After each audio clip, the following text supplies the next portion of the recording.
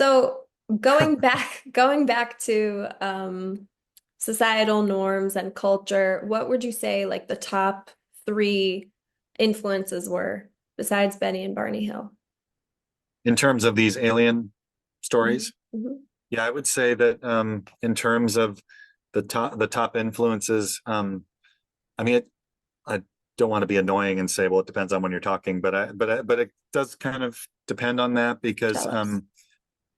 certainly early in UFO history, it'd be the sighting of Kenneth Arnold back in 47 when he claimed that he saw objects flying around Mount Rainier in Washington State. That was huge because when he saw these objects, he was a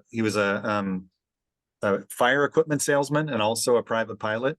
So he would fly around to do sales and fly between different small airports in the Northwest.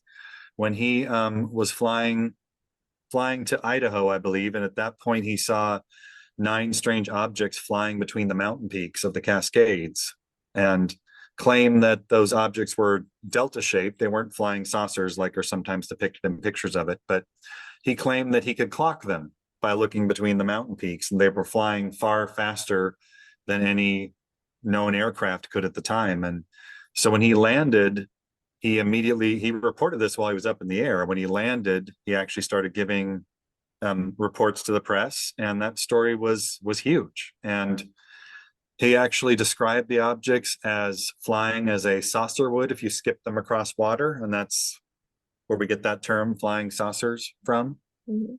And that was hugely influential because that was a very well publicized, very very big story that was sort of cementing this idea. Not that there hadn't been sightings before, but there was a huge proliferation of UFO sightings afterwards because he cemented this idea of these objects in the sky may be extraterrestrials.